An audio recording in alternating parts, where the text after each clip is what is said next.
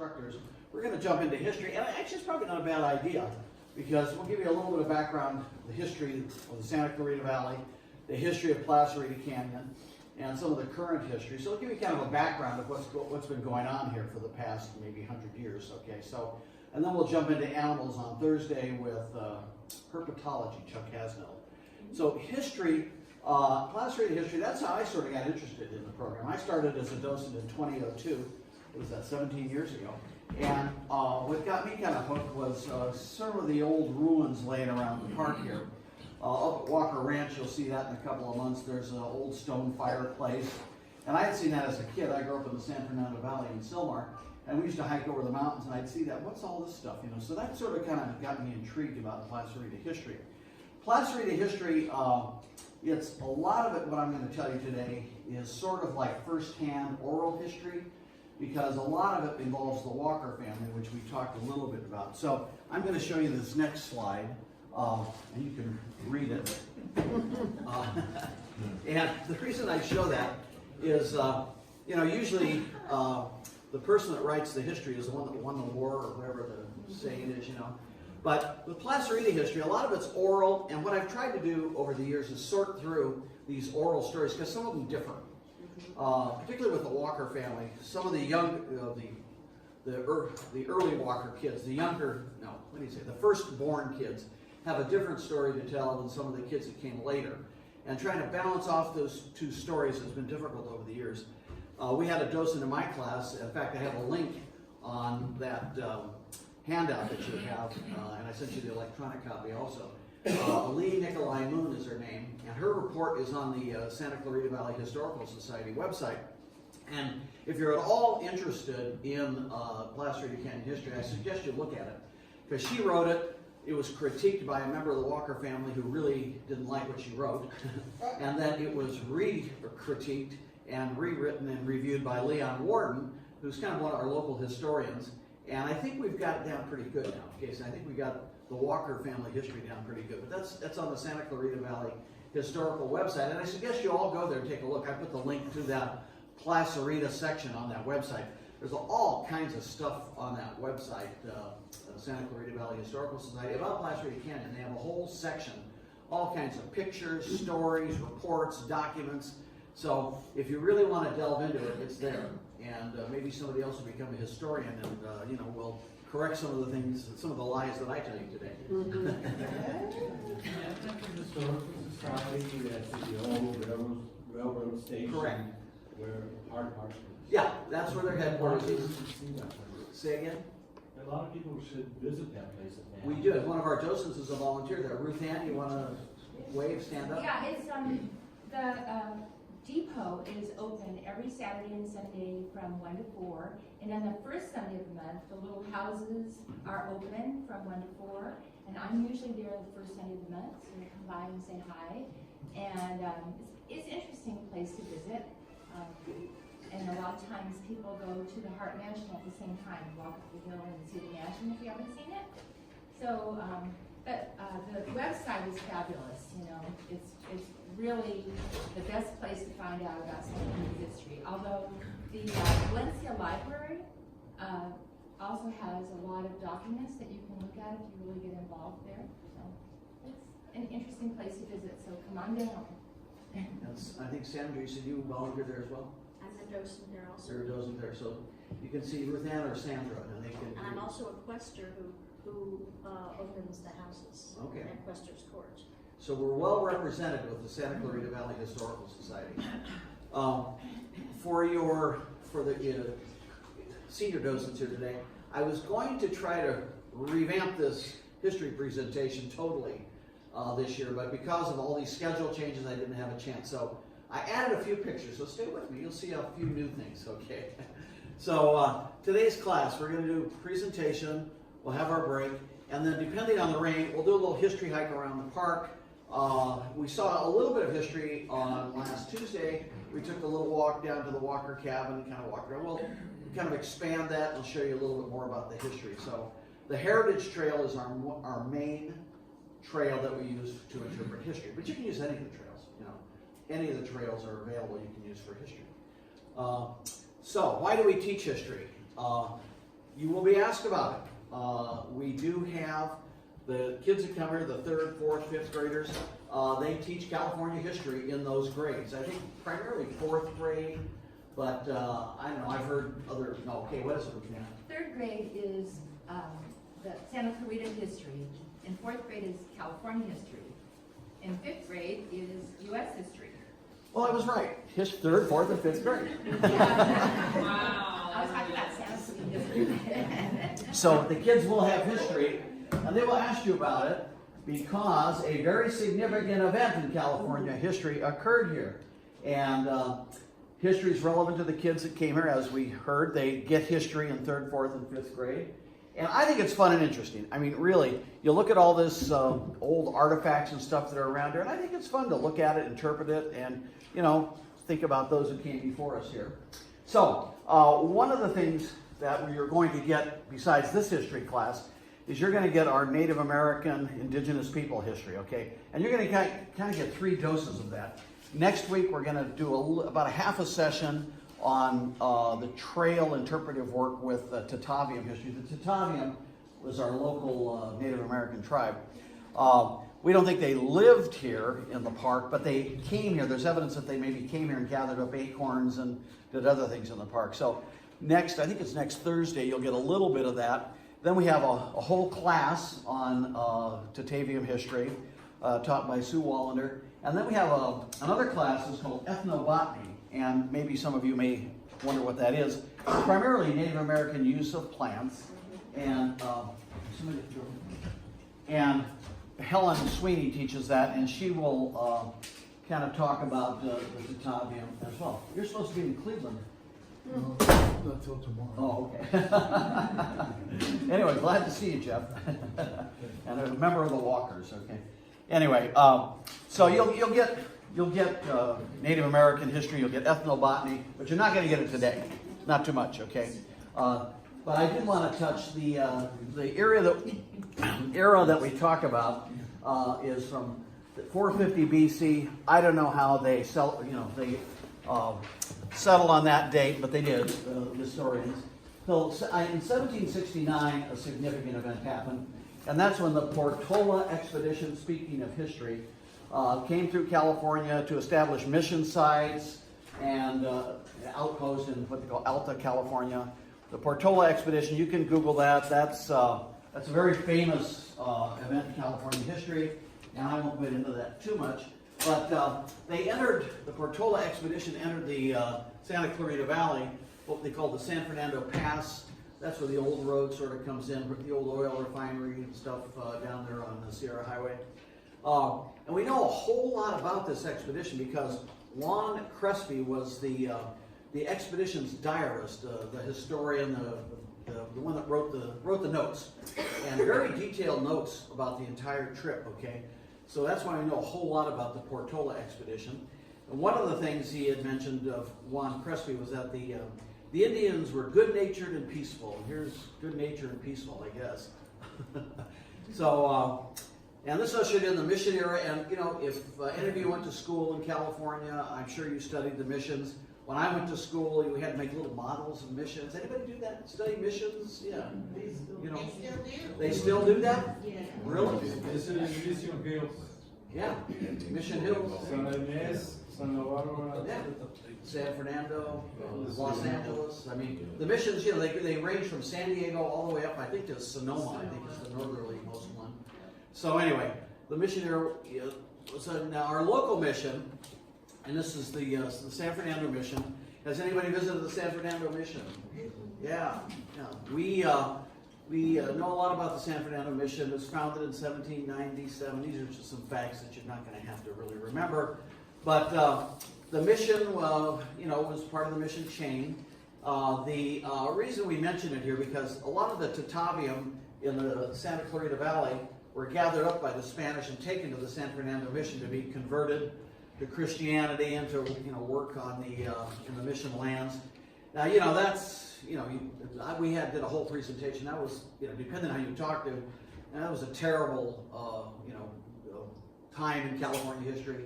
The Native Americans were really brutalized and decimated by diseases, and again that's the topic for another history class.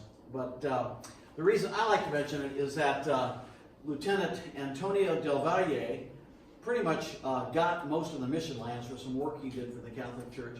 And anyway, most of the land that we're standing on, Placerita Canyon, in fact, most of the Santa Clarita Valley was part of this Rancho San Francisco, which is this. This is Del Valle's property. He was given to by the Spanish government. And we are over in here somewhere. This looks like a giant guppy or something, or maybe I don't know, a stomach. But anyway, we're sort of over here. There's Rancho Camulos, Camulos, it's over there. So anyway, this Del Valle is important because, and we'll talk about it a little bit later. But anyway, I thought this was an interesting picture I found. The San Fernando Mission in 1875. This is the San Fernando Valley looking out towards Mount Hollywood. And that's just amazing. You know, look at that. Compare it, you know, if you could find the spot where this picture was taken, take a picture. It's just amazing to me how the San Fernando Valley, in just, relatively a few short years, is like totally changed. So this was a mission in 1875. We have taken tours of the mission. The docents, these are from docents for a few years ago. The docents at the San Fernando Mission have better uniforms, maybe.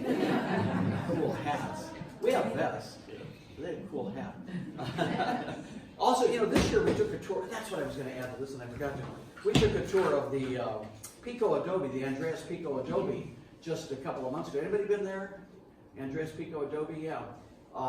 Kind of a neat facility. It's sort of associated with the San Fernando Mission, but they have another docent crew there, and they gave us a great tour of the Pico Adobe and how that related to the mission. Where's that located? It's located on. It's located where Sepulveda meets, I think, Mission.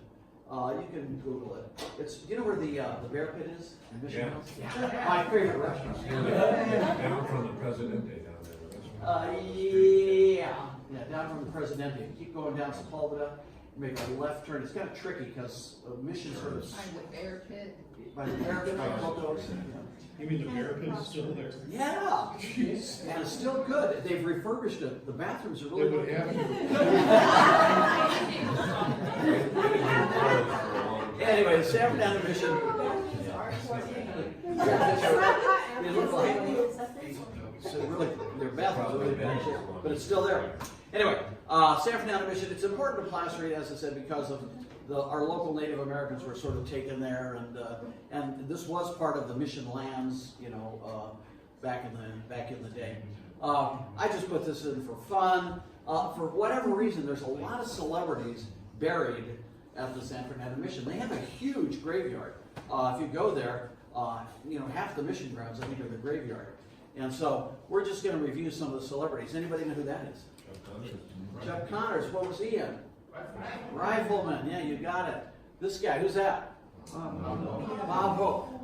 The Hope family, if you go to the mission, they have a huge kind of a burial area because not only Bob Hope, but I think his wife and his kids and his relatives and friends and family, a lot of them are buried there. Getting a little harder. Who's that?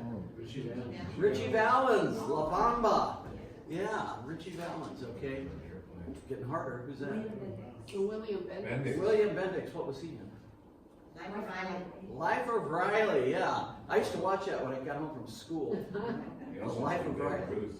What's that? He also played Babe Ruth. Did he? Oh, he did. Yeah, the Babe Ruth story. Who's that? Oh, sure. Walter Brennan. Walter Brennan, the real McCoys. Bad He's Day very at Black good. Rock. Bad Day at Black Rock. Here's a new one I added. Who's that? Oh, it says. Okay.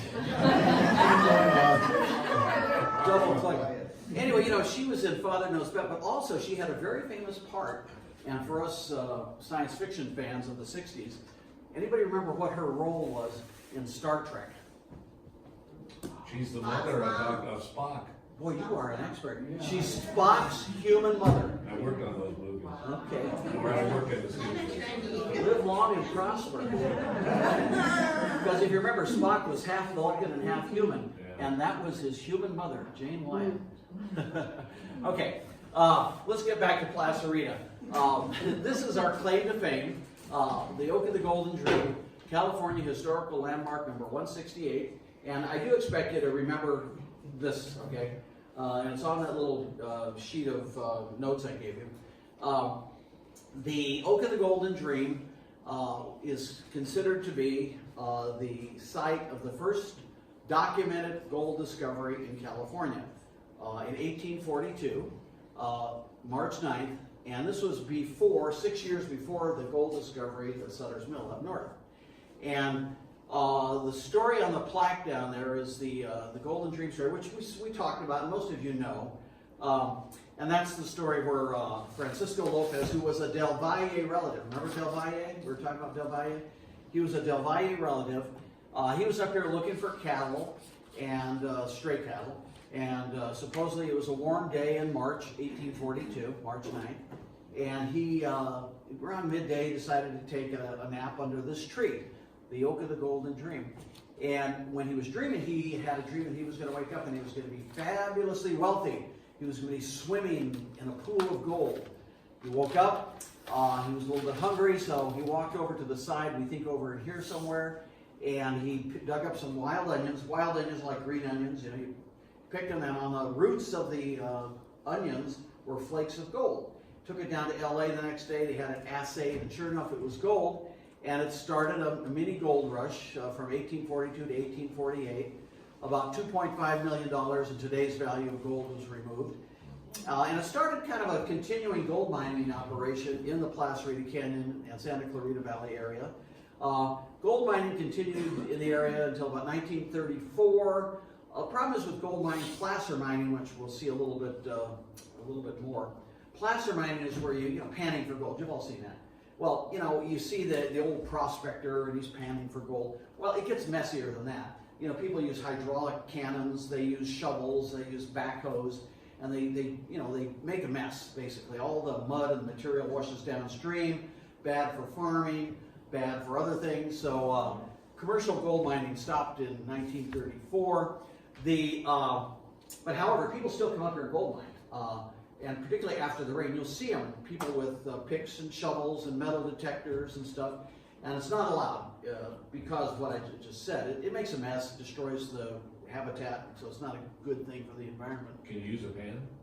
What's that? Can you wash out gold pan? No form of gold mining allowed. Panning, you know, sluicing, anything like that, not allowed. I certainly can. I'm downstream. Oh, you want to, again, the only test notes or questions, Oak of the Golden Dream, maybe the date, maybe the name, Francisco Lopez, you know? But I'll make this available, this PowerPoint, we'll put it online. Yes, Roseanne? And on placerita.org, there is the presentation that Alan Pollock, who is the president of the Historical Society, gave here, and so you can watch it online. Yeah, we have a link on it as well. But they have a link to, yeah. And that's good, because to this legend of the Oak of the Golden Dream, Alan Pollock, the director of the Historical Society, did a lot of research a couple of years ago. And that was videoed, it's put online, and he talks about it. Because, you know, the story, you know, yes, it's a story. Did Francisco Lopez exist? Yes, there was a Francisco Lopez. Did he find gold in the Santa Clarita Valley in 1842? Yes, he did.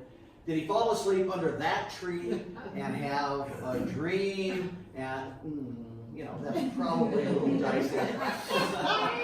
But I always say the state of California, you know, has acknowledged that is the site of the first gold discovery in California. So that's our story and we're sticking to it. But, you know, I don't want you to disseminate bad information. If you feel like you really have to be correct historically, that's a legend, okay? Isn't that history is a set of lies agreed upon? There you go. I also heard there's a rival claimant to be the tree that might be on the Disney. We're going to talk about that. That claim has been dispelled. So, we're not through with the Oak of the Golden Dream yet. But I wanted to segue back into when the Oak of the Golden Dream story really got traction, as they say these days. And that was in 1930. Frank Walker, there's Frank Walker right there. He was the guy that owned this property that we've been talking about. You know, some say he cooked up this story so he could develop a little tourism up here, okay? He cooked up the story of the Oak of the Golden Dream. You know, maybe. But anyway, they had a big ceremony. They dedicated the Oak of the Golden Dream on March 9th, 1930. And they had a lot of celebrities here. This is Adolfo Rivera, who was president of the Native Sons of the Golden West, which I think are still in existence. In fact, they visited here, and I think they're going to visit here in the future.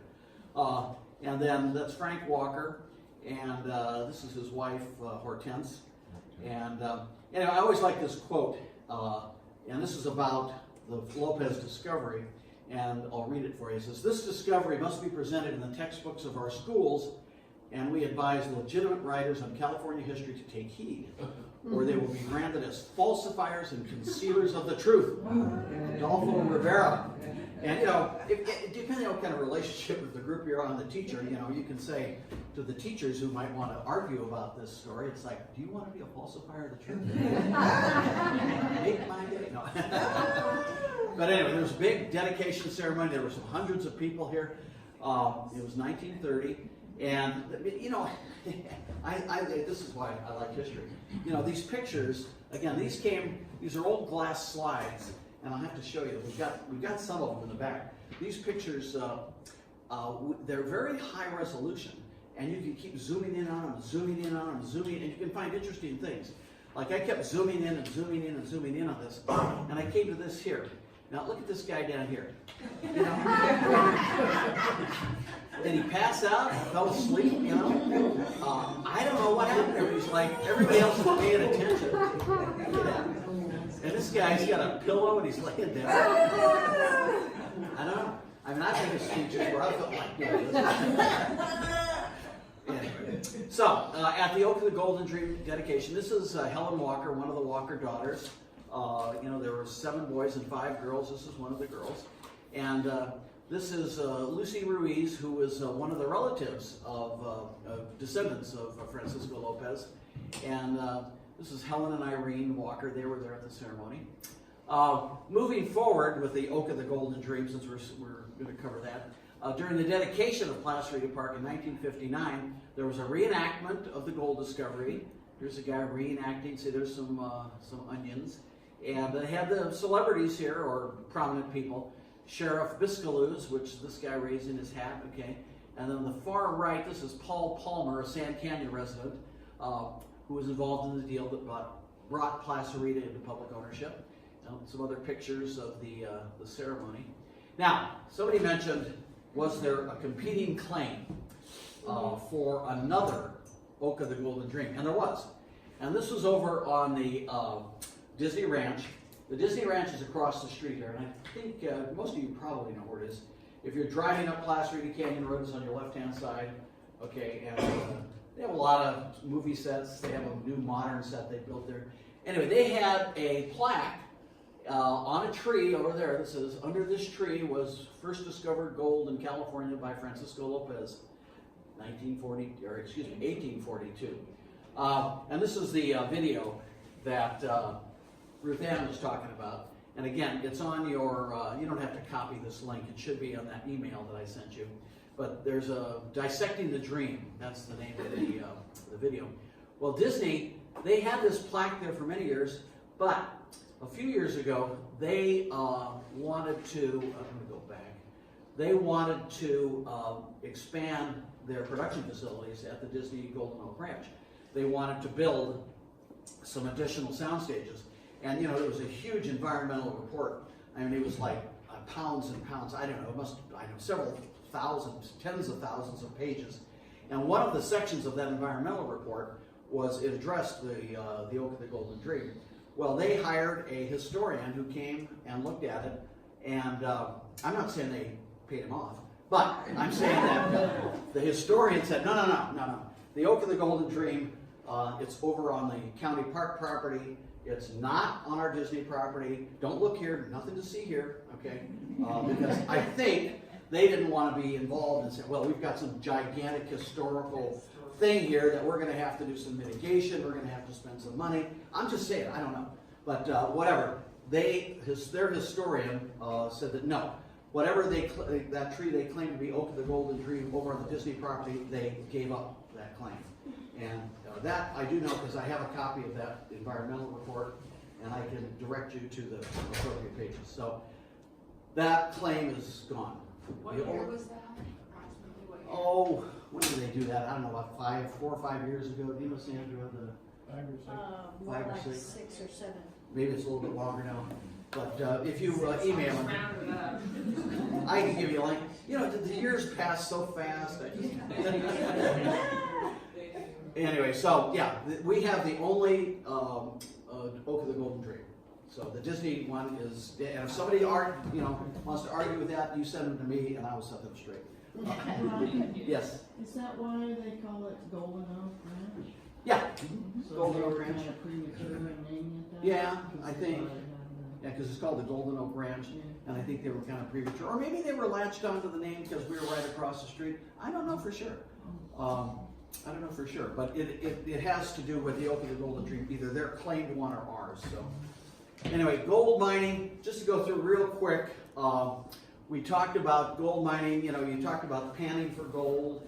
Well, there's it started with the what we call a placer, and that's where our name comes from. Placerita, it means little placer in Spanish, and it's basically a gold that's in a alluvial, marine, or glacial deposit. And placer mining is where you go through the sand and the gravel with a pan or some other equipment to get the gold out. The pan is the most rudimentary tool you use. You get a gold pan. You know, you've seen that. You may have done that. You've been to Knott's Berry Farm, they used to do that, And we do that here when we have our open house. They have a pan, and we put some funny little gold-colored rocks at the bottom, and the kids swish around the sand, and they get to the gold-colored rocks. So, but it gets more sophisticated than that because you can only move so much material through a pan. So what you do is there's something called a sluice box where you throw the material, the sand and the gravel, it sort of washes down, and you take the material out of the bottom. You still end up panning it, but you can move more material through that. Cradle and rocker, that's another piece of gold mining equipment that it lets you process more equipment. One of the things that all placer mining requires is water. And we don't have a whole lot of water here in Placerita. We never have.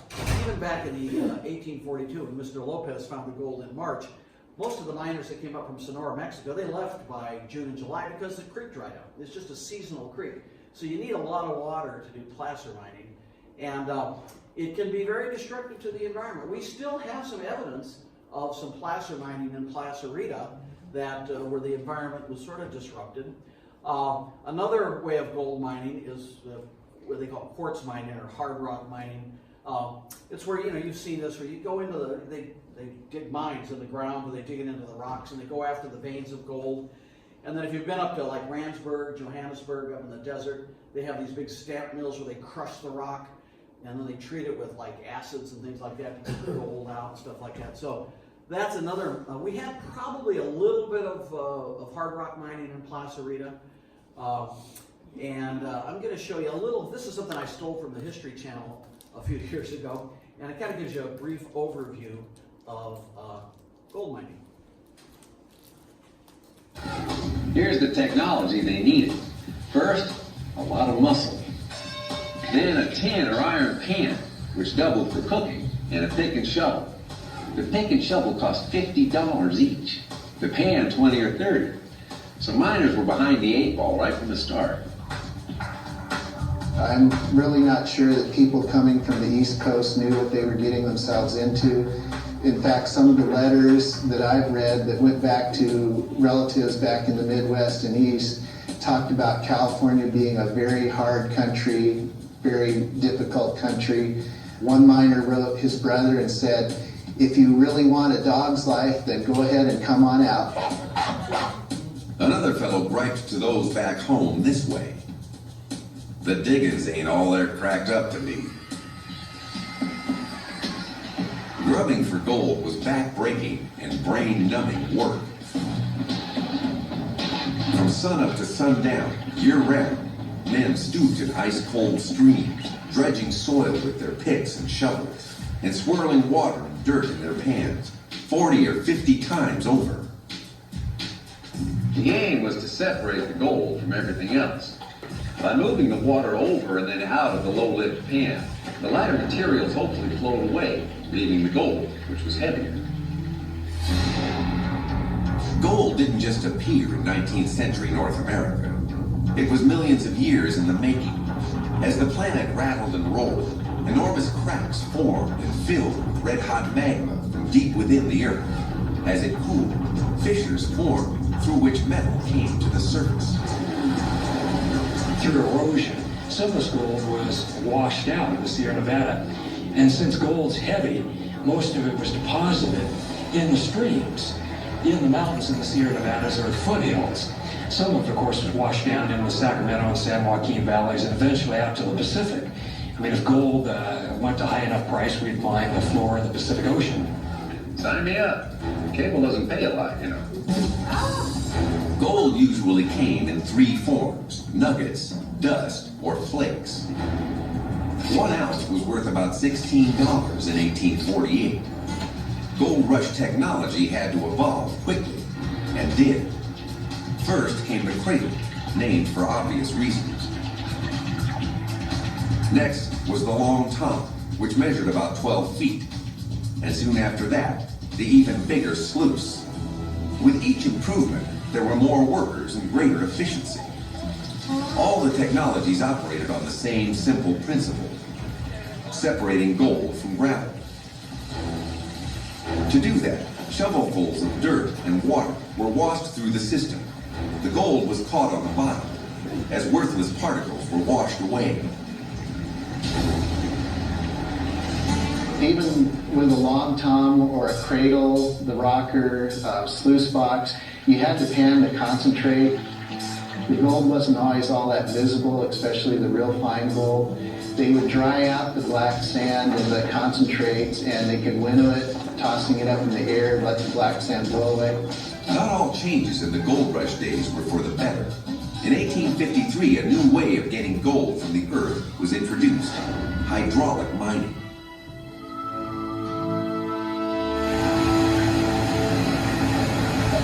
It was an easy way and it was a cheap way. It cut down on a lot of labor. One man could operate a hydraulic cannon, whereas you would need a team of men to work at tearing down that mountain. There wasn't a whole lot of finesse to it. A high-pressure hose was trained on a hillside and it blasted away with thousands of pounds of pressure. Boys fired up. In mere minutes, metals were exposed and exploited. So was the environment.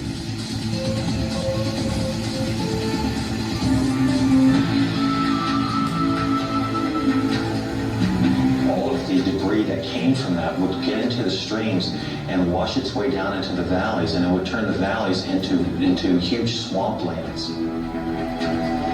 The same valleys that were used by farmers. Their farms and fields were being filled up with muck, and it was said that even San Francisco Bay had turned into a quagmire from all the debris that had come through these mines. An all-out war between farmers and miners had been spawned by technology. Okay, so that's kind of a brief overview of gold mining.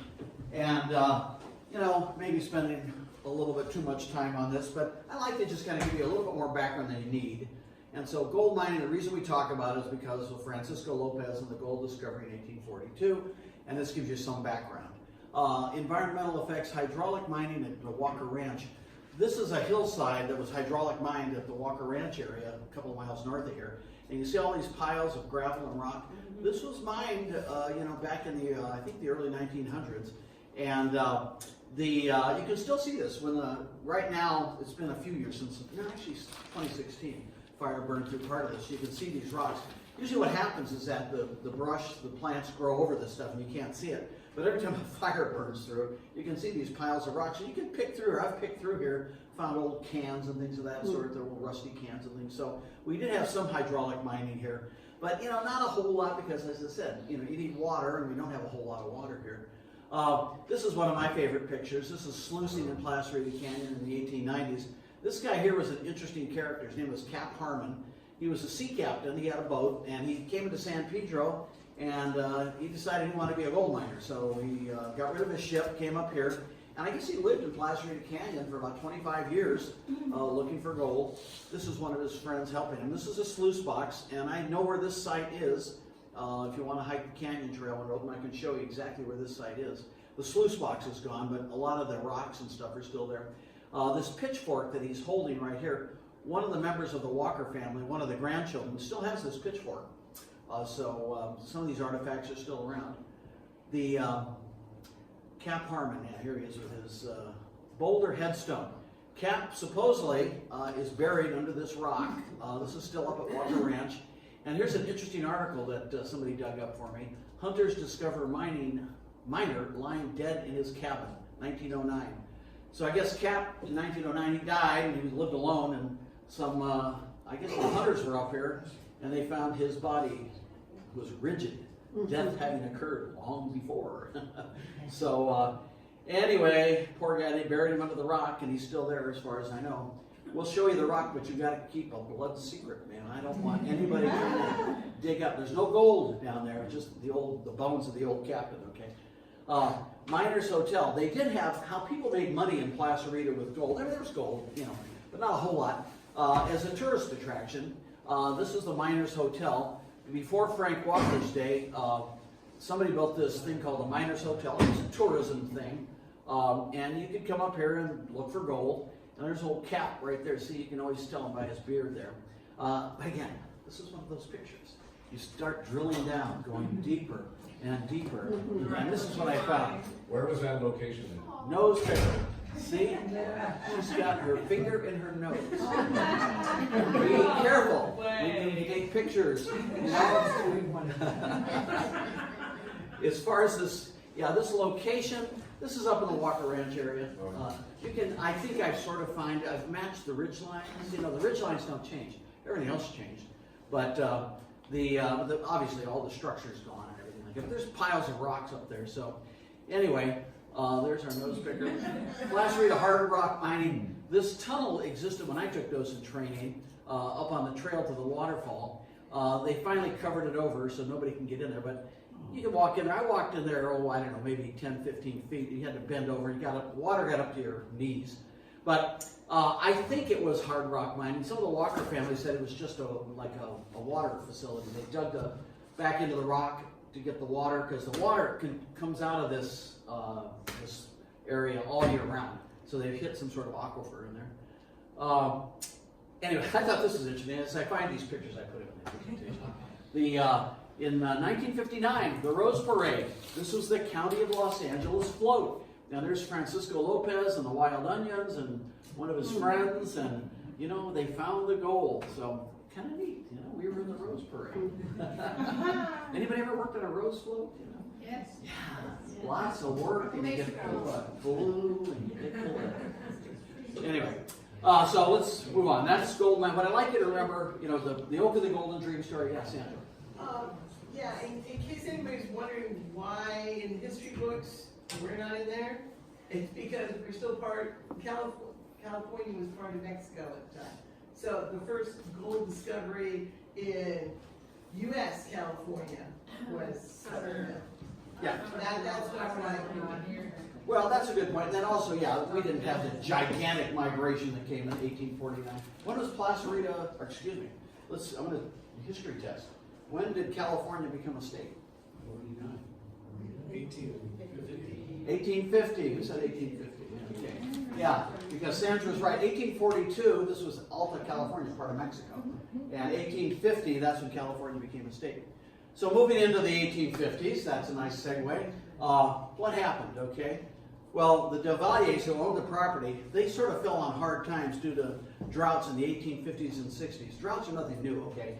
The cattle died, the crops failed, the Duvaliers lost a lot of money. So anyway, long story short, Henry Newhall, who the town of Newhall is named after, eventually acquired most of the property around here. And but the mining continued a little bit. This was in 1888. The Los Angeles group paid $15,000 for some Placerita land. Attempts at hydraulic mining failed due to lack of water. That's that area I showed you, those piles of rocks, okay? So anyway, we started to move into the homesteading era. Let's go back. again, going too fast here. Homesteaders moved into the area, and this area was the Renier Sand Canyon homestead. You can still see this, actually. The area, this looks pretty much the same. If you drive over, you go up Placerita Canyon Road, past Walker Ranch, and you start going down into Sand Canyon, this area sort of looks, I mean, there's modern houses and stuff here, but the ridge lines are about the same. Property's not developed that much. These are vineyards that the Reniers planted. They're all gone. But it doesn't look, that much different, really. And then oil. Oil started to be coming into the oil production, came into the Santa Clarita Valley in the 1870s. Pico Canyon, anybody been over to Pico Canyon? You know where it is? Yeah, it's over on the other side, Towsley Canyon, Pico Canyon. A lot of hikers like to go over there, it's a popular area. That's where the big oil production in the Santa Clarita Valley was. But we did have oil in Placerita. It was called white oil. It came out of the ground, not white, but it sort of looked like lemonade, or some people say urine, but anyway. But it was kind of purified as it came up through the rocks, and you could, it was kind of a refined product. So anyway, oil production in Placerita Canyon. The white oil began up at the Walker Ranch area, and we'll look at that when we have our Walker Ranch history hike in about a month and a half. Not a whole lot, 2.5 barrels a day. Supposedly it could be used coming right out of the ground to be put in your car. Frank Walker supposedly did that, but then I understand from his grandson, Mr. Starbuck, that they, and the guy's name is Starbuck, not related to the coffee, but this is one of the families that you'll hear to see the name. He mixed gasoline with this white oil, sort of extended. The cars would sort of kind of choke and cough, but you know, they'd run. They wouldn't pass smog, but you know, they didn't have to worry in those days. So anyway, there between 1900 and 1957, 18 wells were drilled. All the wells were abandoned by 1957. They tried to start the Star Oil Company, tried to restart production in 1984. They bulldozed an illegal road through the park, which that's another whole story we can talk about. One of the rangers here at the time, well actually, Frank Havor, who this classroom is named after, supposedly confronted the illegal bulldozer. It was part of the Walker family doing the bulldozing, because they had a grading and excavating business. Confronted him with a gun and told him he was going to shoot him if he just didn't stop the illegal road building. But anyway, that was the last attempt to restart oil production in Placerita Canyon in the 1980s. So this is the white gold, I call it, the white oil production. This guy named, his name is Herman Mosher, and he had the New Century oil well because it was the new century, you know, from the 1800s to the 1900s. And it had this white oil that I've talked about. He produced it. And it still bubbles up from the ground up there. There's an oil seep where you can still see this bubbling up from the ground. This was the New Century oil well. This was they were selling stock in the company, $1 a share, went out of business in a couple of years. But some of the, this is interesting, this was the gusher of white oil, or water coming up out of the ground. But if you can see in the background, see there's this kind of slanted area back here, it shows here too. This was like a little funicular, a little railroad, or railway that went up into the top of the canyon there. And the rails are still there. They're not laid out in parallel like that, but they're still there. You can see the twisted rails, some of this production.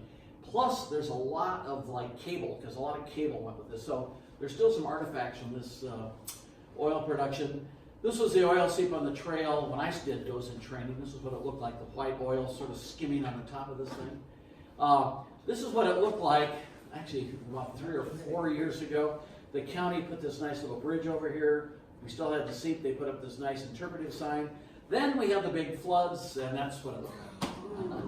It looks a little bit better now, but the oil seep is still kind of covered up. You can still smell it, but you can't see it coming up out of the ground. So the trail, we think, will be opened maybe the spring of this year, so you can legally go up there again.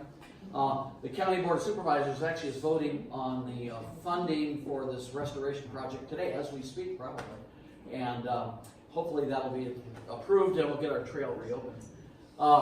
Oil production debris, this is just some pictures, some of the stuff that's still up there. This is that rail, remember that funicular thing I was telling you about? There's some capped wells up there. Here's an old water pump sticking out of the ground. There's this crazy thing, which nobody seems to know what it is. I asked Stan Walker, who's our local oil historian. He seems to think it's some sort of oil pump. But it looks like part of a car. We uncovered part of it. It looks like it's got the leaf spring of a car. Here's some old oil trucks. These were wildcatters back in the 70s that came up into the canyon there, and they attempted some oil production. So these old hulks are still up there. This one was burned out in the fire. I heard a question? If you had a question, anyway, I can show you where these are. This thing keeps getting, every time a fire and a flood, it keeps getting buried. It's up to its hubs now.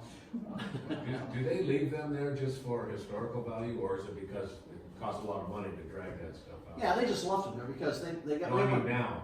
Well, To now, yes. restored or to return the area to. It's not a historical. It's private property, and the people. It's just they just left them because it's just junk and why clean it up. Yeah, Placerita Canyon Nature Center is just a small part of Placerita Canyon.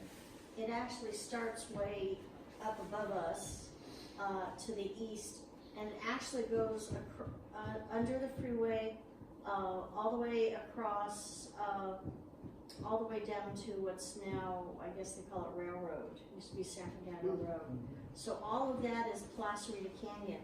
And when you come in, right there at Placerita and the 14, you can look over, there is still oil production going on. Not just on the hill, but on the actual canyon floor. And we're going to cover that. That's a good point. Yeah, what we call Placerita, yeah, it's good to make a distinction between Placerita Canyon Natural Area, which is about 280 acres, I think, and then the rest of Placerita Canyon, which goes all the way from Railroad Avenue all the way up into the Angeles National Forest. In fact, a group of us tried to find what we call the headwaters of Placerita Canyon. What, Erica? What time would get you in there for? It's 10:15. We go to 10:30. You want 10:30? That's what are you set up? You want to? I mean, well, let me go to a logical stopping point. I thought we went to 10:30. Because anyway, yeah, we tried to find the headwaters of Placerita Canyon a few years ago, and we got stopped by brush and stuff like that. Anyway, just a quick question. I missed the white oil. Was that actually white? well, as I said, it wasn't white. They called it white. It's yellow. Well, the reason I asked is I was hiking, this is years ago, and I can't even tell you exactly where it was, but I saw it was as if it was clear oil coming out of the ground. Where was this? You know where the commuters park? You know, they change the street names here now.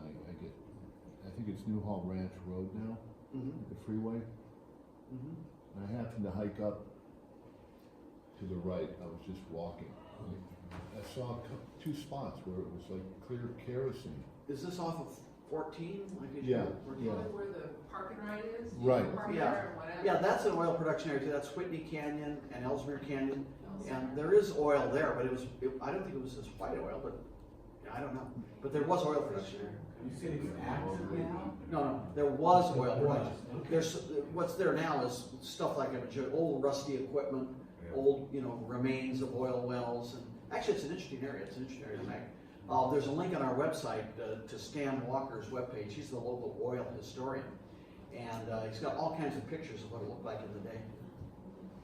Okay, I tell you what. Let me finish this up.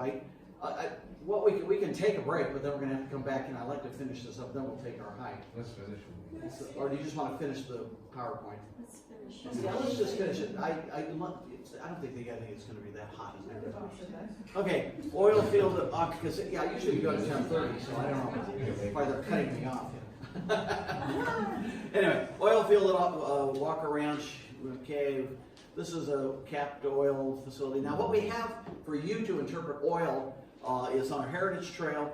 We have this pressure pump, a rock bit, and these are production packers. This is another piece of oil equipment. All of this stuff, we have a brochure on the Heritage Trail. All of this stuff is explained. I won't go through it now. And this is what Sandra was talking about. There still is oil production on the corner of roughly Sierra Highway and Placerita Canyon Road. And there's been oil production there since, I guess, the 30s. This is a guy, Milford Yant. He was sort of a scoundrel that sold oil leases to people, and there wasn't any oil, he didn't think. But then a few years later, they did discover oil, and there was a lot of oil claims. They called the area Confusion Hill. Anyway, this is an old picture. Lynn Energy, I think, has been replaced by somebody else now. I got to update this. But anyway, there still is oil production in Placerita Canyon, but it's down the road from us, okay, west of here. Mentryville, This is where most of the Santa Clarita historical oil production was. This is over again by Towsley Canyon, Pico Canyon. This guy, he was great. He was a docent there. And anybody been over to Ventryville taking the tour? I know some of the existing docents, yeah. He died, unfortunately, a few years ago. Dwayne Hart. Was his name? What? Hardy. Yeah, H-A-R-T-E is that's how you pronounce his name. He gave us a tour there, the docents. That was really a good tour, but unfortunately he passed away a few years ago. Cattle ranching, that was a big deal in the area. This area, this is part of the Golden Valley Open Space, which is not the county Placerita Canyon Park. It sort of looks like it. It was the Mitchell Ranch. The Mitchells were an adjacent landowners back in the day. Unfortunately, a fire went through there a few years ago and burned it, but there's still some of these poles standing up there. The Golden Oak Ranch, we talked a little bit about that. Disney's had that since the 1950s. It was leased by Disney in 1955 for the Adventures of Spin and Marty, and then he bought the property in 1959.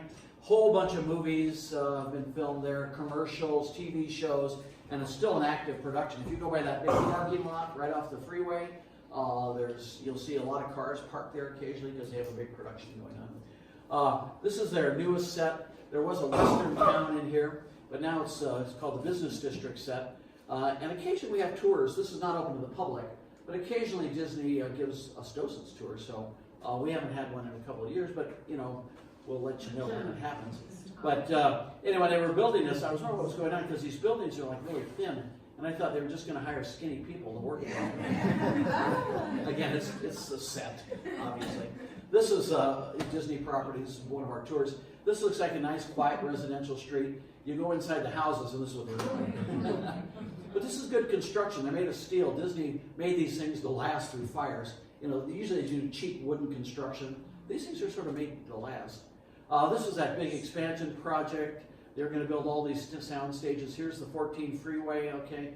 Placerita Canyon Road sort of down here. But in this project, I know it's been held up. I've heard different stories. I've heard, different stories why it's been held up. But right now, as far as I know, it's not actively being pursued. Golden Oak Ranch, this is a funky sign. I'll show you when we go down there. This is probably put up in the 50s or 60s. The tree is sort of growing over it. Heritage Trail, okay, so this is the trail that we use to interpret history, and we're not going to see this today. This is our Tatavium area, but we're going to talk about the Walker Ranch, the Walker Cabin, oil production, the mural that we have in the Oak of the Golden Dream. Lion's Oak, we sort of talked about this. Remember, we talked about the tree they cut down in the 70s. Okay, this is what it looked like before they cut it down, and this is what it looks like now. We have a mural under the roadway passage, and this is a great deal. This is Rudy Pavini. He was the one who painted most of this mural, and he's still alive. He did this in 1976. He's very active in the Senior Citizen Center in Newhall. And Herb Brute, who was supposed to be here today, but he's had some other thing come up. Anyway, he wrote a report. His docent report was about this mural, and he dug up.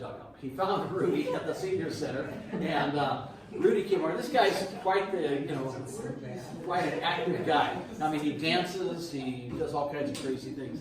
So anyway, we had him here for a 40th anniversary in 2016. Walker era, the Walker family, go through this really quickly. The first Walker home, and you'll see this when we do our Walker Ranch history hike, was what we call the Homestead House. This is about 2 miles up the canyon. There's Hortense Walker, Frank Walker's wife, and the first child, which was Irene. Anyway, this is what it looked like. There was a little house, they had a shed, and this is his old Model T. Another view of the old house. They had a nice little porch. And about the only thing left now is that porch, okay? The house itself burned down, we think 1918 or so. So we'll go up there and take a look. Here's a docent group from, almost, 11 years ago now. I can't vouch for the outfit here, but I think we did this near St. Patrick's Day. But we'll take a look at that. The Walkers lived there for about 10 years. And then they built this house, probably 1919, 1920, we're not sure of the date. We're going to celebrate the centennial in next year, 2020, because that's a nice even date, and you'll all remember that. If I said, 1919, 2019, that's a hard date to remember. So anyway, Walker Cabin, they lived there for maybe about 5 years. They shifted back and forth from this house to another little house they had up in the canyon. The cabin looked a little bit differently in those days. There was no front porch. There were some rooms out in the back. This is a scene from a movie. This shows, this part of the cabin is still there. This stuff is all gone, it's been torn down. Again, the Walker family. This is some of the Walker kids. Frances, we'll talk about her. She had a tragic demise. Melba, here's her with that little page boy haircut. She's always had that all her life. And Hortense, this is, they had a daughter named Hortense. Everybody called her Mickey. She hated the name Hortense. Big scandal in 1935. Frances Walker was a babysitter for the sheriff in town. And unfortunately, she had an affair with the sheriff. Mrs. Carter, the sheriff's wife, found out about it and shot and killed her. And it was a huge deal. Look at this kind of tabloid journalism of the day. This was in 1935. Mrs. Carter was actually freed because of temporary insanity, okay? And she got off, and her husband and her, because the judge was outraged that the jury came back with his verdict of temporary insanity. They eventually convicted Archie Carter, the sheriff, of contributing to the delinquency of a minor, because even though Frances was 18, she wasn't considered she was still considered a minor, because you had to be 21 to be considered a major, to be considered an adult. But a huge scandal in the day, and a lot of the Walker family, they didn't even want to talk about this to this day anyway. So Frances, this was an interesting picture. This is one of the new pictures I found just a couple of weeks ago. One of the Walker relatives dug this up. This was at the trial of Mrs. Carter, the sheriff's wife. This is Irene, excuse me, this is Irene. This is Melba. And I've never seen them dressed up like this. Isn't this cool? I mean, this is the height of fashion in the 1930s. I mean, the gloves, the heels, the hat. Look at this, right out of Casablanca, So anyway, there's Melba in 1935, and here's Melba, a few years ago. She lived to the age of 98. She died January 1st, 2015, and we had a nice memorial ceremony for her. This is the last living Walker child. This is Richard. He's 91. He lives up, I think he lived up near Paradise, California. We had that big fire up there, so hopefully he's okay, but I haven't heard anything to the contrary, but he was there. And anyway, Walkers, let's finish up with them. A lot of movies filmed at Walker Cabin. When the Walkers moved out mid-20s, they rented the cabin out for the movies. That's why it's changed. The movie companies tore down the porch. They did all other kinds of things to it, so it doesn't look like it did, originally. This was the Walker's third home. The first home was at those pillars that I showed you up the canyon. Walker Cabin was their second home. Their third home is they called the summer cabin, because they lived there in the summer. It was a little bit cooler. It was up the creek, and they lived there from the mid-1920s into the 50s. And that house is gone. Okay, this is what's sort of left there now. It didn't burn down. It was torn down when the state acquired the property. They tore down the house. It was an attractive nuisance. It was old and beat up, and nothing was going on there. So anyway, this is what's there now. Not much. There's some remnants of the house. There's an old piece of a sink, and there's some plumbing still up there. And this fireplace. This fireplace was a remnant of what was going to be their fourth house. And Mr. Walker never finished it, but the fireplace is still there, and it's kind of pretty. It's got some nice rocks in it. Foundation of the fourth house. Walker made money in a lot of different ways. He had this kind of a dude ranch where you could come up here and stay at some of these cabins and pan for gold and have barbecues and stuff. Also, he did a lot of barter. We found out Mr. Walker. He was quite an entrepreneur. He did some work for somebody up in Simi Valley, and instead of getting paid, he got a bison. So they had bison burgers for a week, I guess. But the bison was running loose here in Placerita. Somebody took a picture of it. Some Walker family photos. The Walker family had a World War II history. Some of the girls went to work at Lockheed, down in Burbank. And some of the Walker boys actually were in the Army. One of them was in the Battle of the Bulge, the famous Battle of the Bulge. Tiburcio Vasquez, here's a story they talk about. Tiburcio Vasquez came through the area, and he demanded to be fed and a place to stay. And the Renier family, that's Mr. Walker's wife family, they lived over in Sand Canyon, supposedly put him up for a night. I think that's more of a legend than anything else, but I put it in here just in case you hear about it. Walkers, they sold the property to the state of California for a park. The first parcel was in 1949, where we're sitting. This was acquired by the state in 1949. What we call the Walker Ranch, that was acquired by the state in 1959. This is a letter of the acquisition, okay? And again, this is all covered at the Santa Clarita Valley History Site. So, the Walker legacy, what I'd like you to remember about the Walkers, basically is they left the property pretty much in its natural condition, and they sold it to the state, so, you know, we don't have condos and houses and Walmarts and stuff here. It's, you know, they did a good thing. So, we appreciate the Walker family, and that's why we spend a lot of time with them. It's fun, and some of the relatives are still around, the grandkids, they still come by occasionally. A story surfaced just actually a few years ago. Cher, you know, the famous singer, Cher, you know? Oh, yeah. Cher, that's Cher, you know? She's actually a Walker relative. One of her grandmother was married to one of the Walkers, and in her biography, she talks about coming up here and spending some time with the Walkers. So anyway, the movies, real quick, as I mentioned, a lot of B-westerns in the 30s and 40s, and then Disney's Golden Oak Ranch, we've talked about that. And then my pick for Placerita movies, I saw Jack just showed up. You better not say anything. My favorite movie, The Hard Hombre. I don't make these things up. This is a good movie. It was done in 1932, and lots of action around the Walker cabin. A fairly interesting plot for one of these horse opera sort of things. Hoot Gibson. Anybody ever heard of Hoot Gibson? Yeah, famous cowboy star. And Lena Basquette. Oh, there's Lena. She is terrific in this movie. I mean, I fell in love with Lena. And she became sort of an animal rights activist in later life. She was married about 8 times. I mean, she was the original Elizabeth Taylor. But she ended up doing a dog rescue thing in the LA area, I think. And she died just recently in the 1990s, you know. But anyway, she was quite a character. Was that a talkie? That was a talkie, yes. And it's kind of scratchy. I have copies. You can check them out. And I suggest you do. We showed it here one memorable community nature education series Sunday when we had about 6 people. And I even bought popcorn. I mean, I had everything going on here, okay? Okay, we got 3 minutes to finish. Rest Stop. This is another movie that if you like kind of grisly horror movies, this one is really shot a lot of it around Placerita Canyon. We used to have an old restaurant building down in it looks like a meadow now, and they blew it up. It was cool. They didn't tell anybody they were going to do this. They packed it with dynamite and blew the top off it like at 3 in the morning. Woke up everybody from Sand Canyon to Placerita Canyon. Anyway, it's a ridiculous plot. You cannot figure out the plot. I've looked at it, Wikipedia and IMDb. The plot is incomprehensible. But lots of shots around here.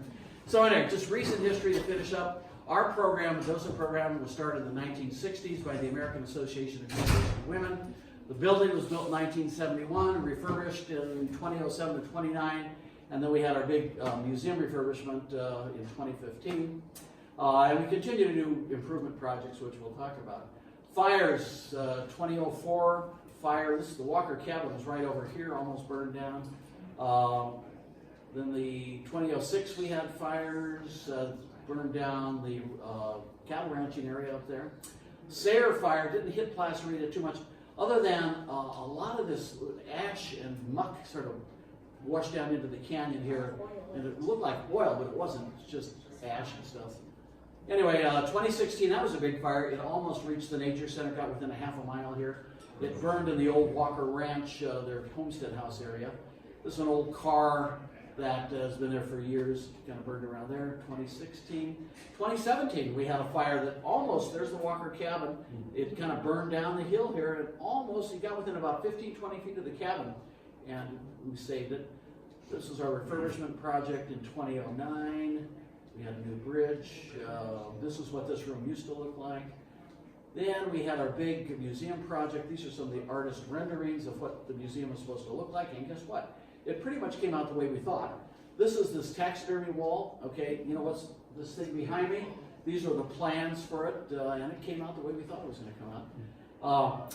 I got to meet the artist. Her name was Allie. She painted these murals, and she was really a fascinating character. You can see she painted these up at her house in Sebastopol, or her barn, and then she came in and kind of feathered in the edges. So people of Placerita, these are some of the people that you'll hear the names of. This is Frank Cavor, who the classroom's named after. Jenny Shadwick, she was the president of the Nature Center Associates. She's got a plaque out in the patio there with her name on it. Phil Rizzo, one of my compadres in the class of 2002, founded our Breakfast with Champion. Bill Sutton, we have a bench out there named for him. Bob Moss, we have an award that we give the docents every year for interpretation. Paul Levine, we have another award. And Jim DeLille, he was our Walker cabin expert. These people all passed away recently. We have our open house in the second Sunday in May. We have our craft fair, which we just did in December. And so we have a mission statement to inspire our passion, awareness, and respect for the environment. Preserve and protect future generations of history and ecosystem of Placerita Canyon. I did not take this picture. I bought the picture. What's that, Sandy? You don't let them touch the snakes anymore. Yeah, we don't let them touch the snakes anymore. Why not? Anyway, that's it. So we can have our break. So what we'll do is we'll take our break and then we'll go out. Okay? Thank you.